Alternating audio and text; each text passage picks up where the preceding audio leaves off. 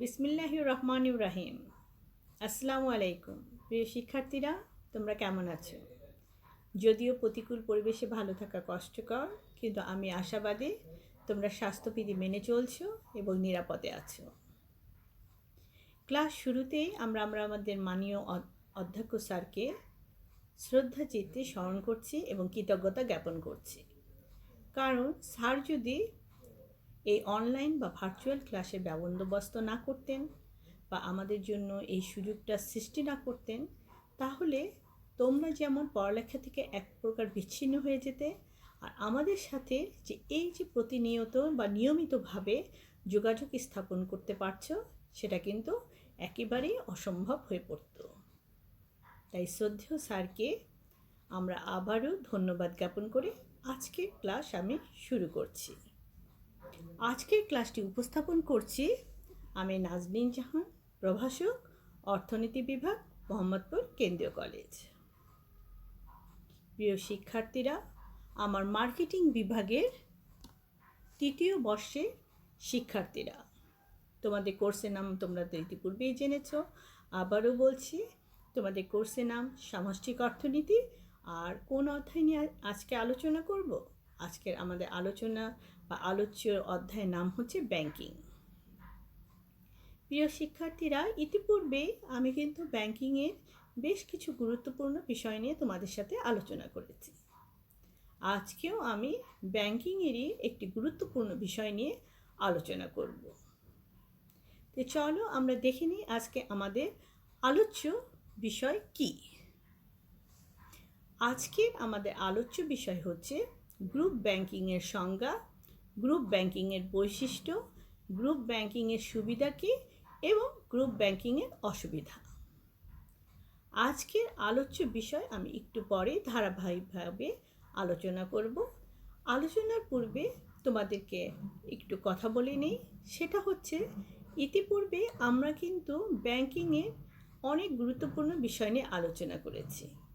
আমি আশা করি তোমরা বুঝতে পেরেছো এবং করতে পেরেছো রপ্ত।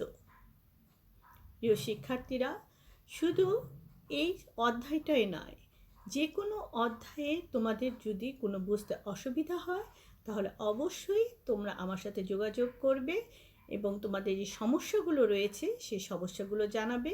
আমি আপ্রাণ চেষ্টা করব তোমাদের সেই সমস্ত সমস্যার সমাধান দেওয়ার। তাহলে চলো এখন আমরা আমাদের আজকের আলোচ্য বিষয় ধারাবাহিকভাবে আলোচনা করি। প্রথমেই আমরা আলোচনা করব কি গ্রুপ ব্যাংকিংয়ের সংজ্ঞা কী। গ্রুপ ব্যাংকিংয়ের সংখ্যা বলতে আমরা মূলত কি বুঝি? আমরা এর পূর্বে একক ব্যাংকিং নিয়ে আলোচনা করেছি। আসলে একক ব্যাংকিংয়ের অসুবিধা দূরীকরণের জন্যই পৃথিবীতে আবির্ভাব ঘটে মূলত গ্রুপ ব্যাংকিংয়ের। মার্কিন যুক্তরাষ্ট্রের 1930 সালে তাদের অর্থনৈতিক যে মহামন্দা দেখা দিয়েছে, এই ব্যাংকিং ব্যবস্থায় তখনই প্রচলন হয়। বাংলাদেশে এইরূপ ব্যাংকিং ব্যবস্থার প্রচলন এখন পর্যন্ত হয়নি। সাধারণতভাবে বলা যায়, যখন একাধিক ব্যাংক চুক্তিবদ্ধ হয়ে কোনো একটি প্রতিষ্ঠানের অধীনে কাজ করতে সম্মত হয়, তখনই তাকে কি বলা হয়? Group banking. আবার অন্যভাবেও বলা যেতে পারে, যখন সমজাতীয় অপেক্ষাকৃত দুর্বল ব্যাংকসমূহ একত্রিত হয়ে কোনো শক্তিশালী ব্যাংকের অধীনে থেকে ব্যাংকিং কার্যাবলী সম্পাদন করে, তখন তাকে গ্রুপ ব্যাংকিং বলা হয়ে যায়। সমজাতীয় অপেক্ষাকৃত দুর্বল ব্যাংকসমূহ যে ব্যাংকের অধীনে থেকে ব্যাংকিং কার্যাবলী সম্পাদন করে, সেই ব্যাংককেই বলা হচ্ছে কি আমাদের ব্যাংক কি বা ধারক ব্যাংক বা হোল্ডিং ব্যাংক। আর দুর্বল ব্যাংকসমূহ যারা হোল্ডিং কোম্পানির অধীনে থেকে কার্যাবলী সম্পাদন করে, সেই ব্যাংকগুলোকে বলা হচ্ছে কি অধীন ব্যাংক বা সাবসিডিয়ারি ব্যাংক। এক্ষেত্রে হোল্ডিং কোম্পানি কোনো ব্যাংকিং প্রতিষ্ঠান হতে পারে, আর কোনো ব্যবসায় লিপ্ত কোনো প্রতিষ্ঠানও হতে পারে। তবে এই ক্ষেত্রে সাবসিডিয়ারি ব্যাংকগুলো স্বাধীন সত্তা বজায় রেখে কাজ সম্পাদন করে থাকে। কিছু ব্যাংক ব্যবসা পরিচালনা নীতি এবং পদ্ধতি হোল্ডিং কোম্পানি নির্ধারণ করে থাকে। ফলে কি হয় জানো, সাবসিডিয়ারি কোম্পানিগুলো হোল্ডিং কোম্পানি কর্তৃক প্রণীত নীতি পদ্ধতি মেনে স্বাধীনভাবে কাজ করতে পারে। এই প্রসঙ্গে ডক্টর এম এ মান্নান কি বলেছেন, যে গ্রুপ ব্যাংকিং এমন এক ধরনের ব্যাংক ব্যবসায় যেখানে একটি হোল্ডিং কোম্পানি একই ধরনের ব্যাংকিং কার্যে নিয়োজিত অনেকগুলো ছোট ছোট ব্যাংকের শেয়ার ক্রয় করে সেগুলোর মালিকানা লাভ করে এবং তাদেরকে সার্বিকভাবে নিয়ন্ত্রণ করতে সক্ষম হয়। তাহলে প্রিয় শিক্ষার্থীরা, তোমরা গ্রুপ ব্যাংকিংয়ের সংজ্ঞা কি সেটা নিয়ে জানতে পারলে এবং বুঝতে পারলে। এরপরে আমাদের আলোচনার বিষয় হচ্ছে কি, গ্রুপ ব্যাংকিংয়ের বৈশিষ্ট্যগুলো কি কি। যখন একটি শক্তিশালী নিয়ন্ত্রণকারী ব্যাংক হোল্ডিং কোম্পানি হিসাবে এবং 2 বা ততোধিক অধীনস্থ ব্যাংক সাবসিডিয়ারি কোম্পানি হিসাবে পরিচালিত হয় তখনই তাকে গ্রুপ ব্যাংকিং বলে। এই সংজ্ঞা বিশ্লেষণ করে বলা যায় অন্যান্য ব্যাংক থেকে গ্রুপ ব্যাংকগুলো স্বতন্ত্র বৈশিষ্ট্যের অধিকারী। এখন আমি গ্রুপ ব্যাংকিংয়ের বৈশিষ্ট্যগুলো কি সেগুলো এক এক করে তুলে ধরি। প্রথমেই হচ্ছে এর প্রকৃতি বা নেচার কি। হোল্ডিং কোম্পানির মাধ্যমে গ্রুপ ব্যাংক প্রতিষ্ঠা লাভ করে। এক্ষেত্রে শক্তিশালী ব্যাংক একাধিক ক্ষুদ্র ব্যাংক অধিকাংশ শেয়ার ক্রয় করে অধীনস্থ ব্যাংকগুলোর উপর তদারক এবং নিয়ন্ত্রণ প্রতিষ্ঠা করে থাকে। প্রতিটি সাবসিডিয়ারি ব্যাংক হোল্ডিং ব্যাংকের নির্দেশ মতো নিজেদের মধ্যে পারস্পরিক সম্পর্ক গড়ে তোলে। তারপরে রয়েছে যেমন পরিচালনা ও নিয়ন্ত্রণ। গ্রুপ ব্যাংকিং ব্যবস্থার প্রতিটি সাবসিডিয়ারি ব্যাংকের নিজস্ব পরিচালনা পরিষদ থাকে, তবে এই সকল প্রতিষ্ঠানের সার্বিক পরিচালনা ও নিয়ন্ত্রণ হোল্ডিং কোম্পানি দেখাশোনা করে। পরিচালনা ও নিয়ন্ত্রণ ব্যবস্থা কার্যকর রাখতে হোল্ডিং কোম্পানি সাবসিডিয়ারি ব্যাংকগুলোকে পরিচালনা সংক্রান্ত দিক নির্দেশনা প্রদান করতে থাকে এবং সাবসিডিয়ারি ব্যাংকসমূহ নিয়ন্ত্রণকারী ব্যাংকের নির্দেশনা আসলে নিজেদের সকল পরিচালনা ও নিয়ন্ত্রণ প্রতিষ্ঠা করে থাকে। এরপরে রয়েছে কি এর উদ্দেশ্য বা অবজেক্টিভস। ক্ষুদ্র ব্যাংকসমূহ নিজস্ব দুর্বলতা ও সীমাবদ্ধতা হ্রাসের জন্য শক্তিশালী ব্যাংকের সাথে কি করে একত্রিত হয়ে ব্যাংকিং জগতে শক্তিশালী ব্যাংকিং নেটওয়ার্ক গড়ে তোলার উদ্দেশ্যে গ্রুপ ব্যাংকিং পরিচালনা করে। একক ব্যাংকিংয়ের অসুবিধা দূর করে পরিচালনা ও ব্যবস্থাপনার দক্ষতা বৃদ্ধিও এই ব্যবস্থার অন্যতম মূল লক্ষ্য। তারপরে রয়েছে যেমন ধরো পৃথক সত্তা ও ব্যবস্থাপনা। সাবসিডিয়ারি ব্যাংকসমূহ হোল্ডিং কোম্পানির অধীনে পরিচালিত হলেও এদের প্রত্যেকের পৃথক নাম ও আইনগত সত্তা ও ব্যবস্থাপনা বজায় থাকে। হোল্ডিং কোম্পানির পরিচালকগণ অধীনস্থ ব্যাংকসমূহের পরিচালনা পরিষদের সদস্য হিসাবে সমন্বিত ব্যাংকিং ব্যবস্থার অধীনে স্বতন্ত্র ব্যবস্থাপনার মধ্যস্থার ভূমিকাও পালন করে থাকে। এরপরে রয়েছে যেমন ব্যাংকিং সুনাম। গ্রুপ ব্যাংকিংয়ের সকল সুনাম হোল্ডিং কোম্পানির সুনামের উপর মূলত নির্ভরশীল। প্রতিটি অধীনস্থ ব্যাংক তাদের প্রচার ও বিজ্ঞাপন কার্যক্রমে হোল্ডিং কোম্পানির নাম সংযোজন করে। ফলে কি হয়, প্রতিটি সাবসিডিয়ারি ব্যাংকের সফলতা ও ব্যর্থতা হোল্ডিং কোম্পানির সফলতা বা ব্যর্থতা বলে চিহ্নিত করা হয়ে থাকে। এরপরে যেমন ধরো হোল্ডিং কোম্পানির ধরন কি। গ্রুপ ব্যাংকিংয়ের ক্ষেত্রে হোল্ডিং কোম্পানি বিভিন্ন ধরনের হতে পারে। যেমন হোল্ডিং কোম্পানি অবশ্যই ব্যাংকিং প্রতিষ্ঠান হবে এইরূপ কোনো বাধ্যবাধকতা নাই। অর্থাৎ হোল্ডিং কোম্পানি ব্যাংকিং প্রতিষ্ঠানও হতে পারে, আবার অন্য কোনো অব্যাংকিং প্রতিষ্ঠানও মূলত হতে পারে। অব্যাংকিং হোল্ডিং প্রতিষ্ঠানের তুলনায় ব্যাংকিং হোল্ডিং প্রতিষ্ঠান অধিক সুবিধা ভোগ করে থাকে। এছাড়াও গ্রুপ ব্যাংকিংয়ের আরও বৈশিষ্ট্য রয়েছে, যেগুলো আমাদের মূল যে বৈশিষ্ট্য বা উল্লেখযোগ্য বৈশিষ্ট্যগুলো তোমাদের সাথে আলোচনা করলাম এবং আশা করি তোমরা বুঝতে পেরেছো এবং করতে পেরেছো রপ্ত। প্রিয় শিক্ষার্থীরা, চলো এরপরে আমাদের আলোচনার বিষয়বস্তু কি।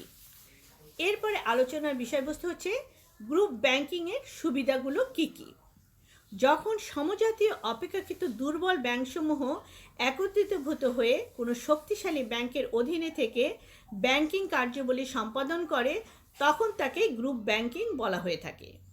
যে সমস্ত সুবিধার জন্য 1971 সালে এইরূপ ব্যাংক ব্যবস্থার জন্ম হয়ে অদ্যাবধি এর জনপ্রিয়তা এখনও অটুট রয়েছে। এই সুবিধাগুলো চলো আমরা এক এক করে আলোচনা করি। প্রথমেই হচ্ছে পরিচালনা। গ্রুপ ব্যাংকিংয়ের ক্ষেত্রে ব্যবসায়িক নীতিমালা ও পরিচালনা পদ্ধতি প্রণয়ন করে হোল্ডিং কোম্পানি, আর এই নীতিমালা মান্য করে অধীনস্থ ব্যাংকগুলো ব্যাংকিং কার্য সম্পাদন করে থাকে। ফলে কি হয়, অধীনস্থ কোম্পানিগুলো পরিচালনার দায়িত্ব থেকে অর্থাৎ নীতিমালা প্রণয়নের দায়িত্ব থেকে নিজেদের মুক্ত রেখে ব্যাংকিং কার্য সম্পাদনের দিকে মনোনিবেশ করতে পারে। এরপরে রয়েছে কি অধিক মূলধন। সাধারণত অনেকগুলো ব্যাংক একত্রে চুক্তিবদ্ধ হয়ে হোল্ডিং কোম্পানির অধীনে কার্য সম্পাদন করে। ফলে হোল্ডিং কোম্পানি ও সাবসিডিয়ারি ব্যাংকগুলোর মূলধন মিলে একটি বিশাল অংশের মূলধন কাঠামোর সৃষ্টি হয়, আর এই পর্যাপ্ত মূলধনই একটি প্রতিষ্ঠানের সাফল্যতার মূল কারণ বা অন্যতম কারণ। এরপরে রয়েছে যেমন তারল্যের পরিমাণ। গ্রুপ ব্যাংকিংয়ের ক্ষেত্রে সদস্য ব্যাংকগুলো সবসময় বেশি পরিমাণ নগদ টাকা ব্যাংকে রাখতে হয় না, কারণ প্রয়োজনের সময় অন্যান্য সদস্য ব্যাংকগুলো থেকে নগদ তহবিল সংগ্রহ করা যায়। এরপরে আরেকটি বৈশিষ্ট্য হচ্ছে যেমন ধরো অধিক ঋণদান ক্ষমতা। গ্রুপ ব্যাংকিংয়ের ক্ষেত্রে অনেকগুলো ব্যাংক একত্রিত হয় বলে বৃহদায়তন কারবারের সুবিধা পাওয়া যায়। এর ফলে তাদের নিজস্ব মূলধনের পরিমাণ যেমন বৃদ্ধি পায়, তেমনি বৃদ্ধি পায় সংগৃহীত তহবিলেরও, আর এই তহবিল থেকে অনেক পরিমাণে ঋণ প্রদান করা যায়, যার ফলে ব্যবসায়িক সাফল্য সম্পর্কে নিশ্চয়তা পাওয়া যায়। গ্রুপ ব্যাংকিংয়ের আরেকটি সুবিধা হচ্ছে বৃহদায়তন কারবারের সুবিধা, অর্থাৎ গ্রুপ ব্যাংকিংয়ের ক্ষেত্রে অনেকগুলো ব্যাংক একত্রিত হয় বলে বৃহদায়তন কারবারের সুবিধা পাওয়া যায়, যার ফলে কি হয়, সাফল্য সম্পর্কে নিশ্চয়তা পাওয়া যায়। তারপরে রয়েছে যেমন মিতব্যয়িতা। একত্রিত হবার ফলে গ্রুপ ব্যাংক পরিচালনার ও প্রচারের দিক থেকে অর্থে সাশ্রয় করে মিতব্যয়িতা অর্জন করতে পারে। ফলে কি হয়, মুনাফার পরিমাণও বেড়ে যায়। তারপরে রয়েছে কি সুবিধা, যেমন ধরো সম্প্রসারিত কার্যক্ষেত্র, অর্থাৎ গ্রুপ ব্যাংকিংয়ের ফলে সদস্য ব্যাংকগুলো কার্যক্ষেত্র সম্প্রসারিত হয়। ফলে হোল্ডিং কোম্পানিগুলোর সহায়তায় ঋণদান ও বিনিয়োগের যৌথ কর্মসূচি ঘোষণা করতে পারে। তারপরে রয়েছে যেমন ধরো পৃথক অস্তিত্ব। যদিও সাবসিডিয়ারি ব্যাংকগুলো কি হয়, হোল্ডিং প্রতিষ্ঠানের নীতিমালা মান্য করে কার্যাবলী সম্পাদন করতে হয়, তবু সাবসিডিয়ারি ব্যাংকগুলোকে পৃথক আইনগত সত্তা বজায় রেখে কার্য সম্পাদন করতে পারে। এরপরে যেমন আরেকটা সুবিধা রয়েছে কার্যের বিভাগীকরণ এবং বিশ্লেষণ। গ্রুপ ব্যাংকিং ব্যবস্থায় একাধিক ব্যাংক একত্রিত হয় বলে কার্যের বিভাজন করা সহজ হয়। ফলে এক একটি ব্যাংক এক এক ক্ষেত্রে বিশেষায়িত করা সম্ভব হয়। তারপরে যেমন রয়েছে তেমন অধিক সেবা। গ্রুপ ব্যাংকিংয়ের ফলে বৃহদায়তন কারবারের সুবিধা পাওয়া যায়, ফলে জনগণকে অধিক সেবা প্রদান করা সম্ভব হয়ে থাকে। আরেকটি যেমন সুবিধা রয়েছে কি অধিক মুনাফা। যেহেতু গ্রুপ ব্যাংকিংয়ের ফলে হোল্ডিং কোম্পানির অধীনে সাবসিডিয়ারি ব্যাংকগুলো দক্ষভাবে কার্য পরিচালনা করতে পারে, সেহেতু অধিক মুনাফা অর্জন করাও সম্ভব হয়। তারপরে রয়েছে যেমন প্রতিনিধিত্ব করা। সাধারণত গ্রুপ ব্যাংকিং ব্যবস্থায় হোল্ডিং কোম্পানিটি নামকরা কোম্পানি হয়, ফলে সাবসিডিয়ারি কোম্পানিগুলো উক্ত প্রতিষ্ঠানের প্রতিনিধি হিসাবে কাজ করে উপকৃত হয়, অর্থাৎ তাদেরও কি পরিচিতি বাড়ে। অর্থাৎ গ্রুপ ব্যাংকিংয়ের সুবিধাগুলো অনেক সুবিধা রয়েছে, তার মধ্যে আমি উল্লেখযোগ্য সুবিধাগুলো তোমাদের সাথে আলোচনা করলাম। আমি আবারও তোমাদের বলছি যে গ্রুপ ব্যাংকিংয়ের সুবিধাগুলো কি, পরিচালনার ক্ষেত্রে অধিক মূলধন, তারল্যের পরিমাণ, অধিক ঋণদান করা, তারপর বৃহদায়তন কারবারের সুবিধা, তারপর মিতব্যয়িতা রয়েছে, সম্প্রসারিত কার্যক্ষেত্রে রয়েছে পৃথক অস্তিত্ব, কার্যের বিভাগীয়করণ, তারপর বিশ্লেষণ, তারপর অধিক সেবা, অধিক মুনাফা এবং প্রতিনিধিত্ব। গ্রুপ ব্যাংকিংয়ের সাহায্যে অধিক মূলধন সংগ্রহ করা যায় এবং তারল্য সমস্যার সমাধান করা যায়। অধিক সেবা এবং অধিক মুনাফা নিশ্চিত করার লক্ষ্যে সমজাতীয় দুর্বল ব্যাংকসমূহ কি করে, একত্রিত হয়ে শক্তিশালী ব্যাংকের অধীন থেকে গ্রুপ ব্যাংকিং কার্যাবলী সম্পাদন করে থাকে, ফলে ঝুঁকির পরিমাণও কম হয়। তাহলে প্রিয় শিক্ষার্থীরা, আমরা গ্রুপ ব্যাংকিংয়ের সুবিধা নিয়ে আলোচনা করলাম। এখন আমরা আলোচনা করব গ্রুপ ব্যাংকিংয়ের অসুবিধাগুলো কী। গ্রুপ ব্যাংকিং ব্যবস্থার অনেক সুবিধার কথা বলা হলেও একে একেবারেই অসুবিধা মুক্ত বলা যায় না। যেমন বৃহদায়তন প্রতিষ্ঠানের যেসব স্বাভাবিক অসুবিধা লক্ষ্য করা যায়, সেগুলো ছাড়াও এর আরও কিছু অসুবিধা লক্ষণীয়। এখন আমি সেই গ্রুপ ব্যাংকিংয়ের অসুবিধাগুলো নিয়ে আলোকপাত করি। প্রথমেই রয়েছে কি অধীনতা, অর্থাৎ গ্রুপ ব্যাংকিং ব্যবস্থায় হোল্ডিং কোম্পানি নিয়মনীতি মান্য করতে সাবসিডিয়ারি ব্যাংকগুলো বাধ্য থাকে। হোল্ডিং কোম্পানির নিয়মনীতি মেনে তার অধীন থেকে সাবসিডিয়ারি ব্যাংকগুলো কী করে, স্বাধীনভাবে কাজ করতে পারে না। অর্থাৎ ব্যাংকিং কার্যক্রমের ক্ষেত্রে নিজস্ব চিন্তা চেতনা অনুযায়ী কাজ করতে সে সক্ষম হয় না বা পারে না। দ্বিতীয় অসুবিধা বলা যেতে পারে যে অর্থের আন্তঃবিনিয়োগ, অর্থাৎ গ্রুপ ব্যাংকিং ব্যবস্থার আরেকটি বড় অসুবিধা হলো হোল্ডিং ব্যাংকিং প্রায় সদস্য ব্যাংকগুলোর অর্থ আন্তঃহস্তান্তর ও বিনিয়োগ করে। ফলে কি হয়, সদস্য ব্যাংকগুলো বিনিয়োগ সুবিধা থেকে হয় বঞ্চিত। এরপরে রয়েছে যেমন একচেটিয়া কারবার, অর্থাৎ গ্রুপ ব্যাংকিং ব্যবস্থার ফলে বৃহদায়তন কারবারের সৃষ্টি হয়, ফলে দেশের সার্বিক অর্থনীতিতে বিরূপ প্রভাব পড়ে। এরপরে রয়েছে কি অদক্ষ পরিচালনা। এই ধরনের ব্যাংকিং ব্যবস্থায় অনেক সাবসিডিয়ারি ব্যাংক থাকার কারণে হোল্ডিং কোম্পানি দক্ষ পরিচালনা পদ্ধতি গ্রহণ করতে মূলত পারে না। এই ক্ষেত্রে সবসময় স্থানীয় চাহিদা বিবেচনায় এনে নীতিমালা প্রণয়ন করাও সম্ভব হয় না, ফলে ব্যাংকিং ব্যবস্থা হয় ক্ষতিগ্রস্ত। তারপরে যেমন আরেকটি বড় অসুবিধা কি খামখেয়ালিপনা। অনেক সময় হোল্ডিং কোম্পানি ব্যাংকটি সদস্য ব্যাংকগুলোর পরিচালনা কার্যাবলী সম্পর্কে খামখেয়ালির আশ্রয় গ্রহণ করে, যা কি হয় সদস্য ব্যাংকগুলো উন্নতি ব্যাহত করে। তারপরে আরেকটি অসুবিধা রয়েছে যেমন দুর্নাম বন্টন। গ্রুপ ব্যাংকিংয়ের ক্ষেত্রে হোল্ডিং ও সাবসিডিয়ারি ব্যাংকগুলো একযোগে কাজ করে, কিন্তু কোনো সদস্য ব্যাংকের সুনাম নষ্ট হলে তা সম্পূর্ণ গ্রুপ ব্যাংকিংয়ের উপর প্রভাব ফেলে। তারপর আরেকটি অসুবিধা যেমন বলা যেতে পারে অধিক পরিচালনা ব্যয়। গ্রুপ ব্যাংকিংয়ের ক্ষেত্রে সদস্য ব্যাংকগুলো তাদের জনবল নিয়ে কার্যক্রম সম্পাদন করে থাকে, ফলে এই বিশাল জনবলের ভরণপোষণ ব্যয়সহ অন্যান্য পরিচালনা ব্যয় অনেক হয়ে থাকে। এছাড়াও গ্রুপ ব্যাংকিংয়ের আরও বিভিন্ন অসুবিধা রয়েছে, যেমন কার্যকর নিয়ন্ত্রণ অসম্ভব। গ্রুপ ব্যাংকিংয়ের ক্ষেত্রে একটি মাত্র কি হোল্ডিং কোম্পানি সাহায্য সদস্য ব্যাংকগুলোর কার্যকর নিয়ন্ত্রণ করা সর্বাপেক্ষা বা সর্বক্ষেত্রে সম্ভব হয় না। এর ফলে এতে গ্রুপ ব্যাংকিং এর কি উদ্দেশ্য ব্যাহত হয়। তাহলে গ্রুপ ব্যাংকিংয়ের অসুবিধাগুলো কি কি আমরা আলোচনা করলাম, যে এর অধীনতা, অর্থের আন্তঃবিনিয়োগ, তারপর একচেটিয়া কারবার, অদক্ষ পরিচালনা, তারপরে কি বললাম খামখেয়ালিপনা, দুর্নাম বন্টন, অধিক পরিচালনা ব্যয়, তারপরে কি লাস্টে কি বললাম যে কার্যকর নিয়ন্ত্রণ অসম্ভব। তাই বলা যেতে পারে যে গ্রুপ ব্যাংকিংয়ের মাধ্যমে বহুবিধ সুবিধা ভোগ করা হলেও কিছু কিছু ক্ষেত্রে বেশ কিছু অসুবিধার সম্মুখীন হয়। অধীনতা এবং অধিক পরিচালনা ব্যয় গ্রুপ ব্যাংকিংয়ের একটি অন্যতম বা প্রধান অসুবিধা। তাহলে প্রিয় শিক্ষার্থীরা, আমরা আজকে আলোচনা করলাম কি গ্রুপ ব্যাংকিং বলতে আমরা কি বুঝি, বা গ্রুপ ব্যাংকিংয়ের সংজ্ঞা কী, গ্রুপ ব্যাংকিংয়ের বৈশিষ্ট্যগুলো কী, গ্রুপ ব্যাংকিংয়ের সুবিধা কী এবং গ্রুপ ব্যাংকিংয়ের অসুবিধাগুলো কী। আশা করি প্রতিটি বিষয় তোমরা বুঝতে পেরেছ এবং করতে পারবে রপ্ত।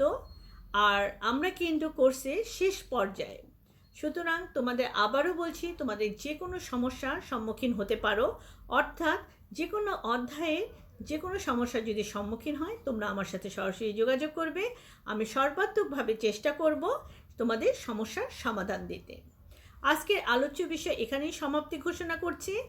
আর আমি তোমাদের ধন্যবাদ জ্ঞাপন করে ক্লাসটি শেষ করার পূর্বে তোমাদের সাথে দুটি কথা বলতে চাচ্ছি।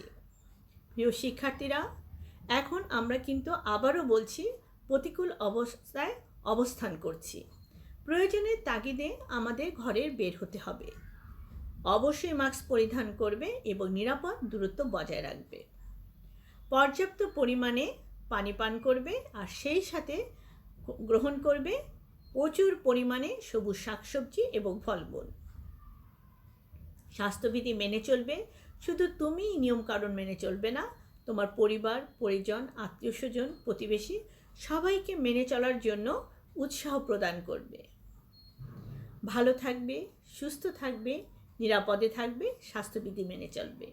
পরবর্তী ক্লাস দেখার আমন্ত্রণ জানিয়ে আজকের ক্লাস এখানেই সমাপ্তি ঘোষণা করছে। তো ধন্যবাদ। আসসালামু আলাইকুম।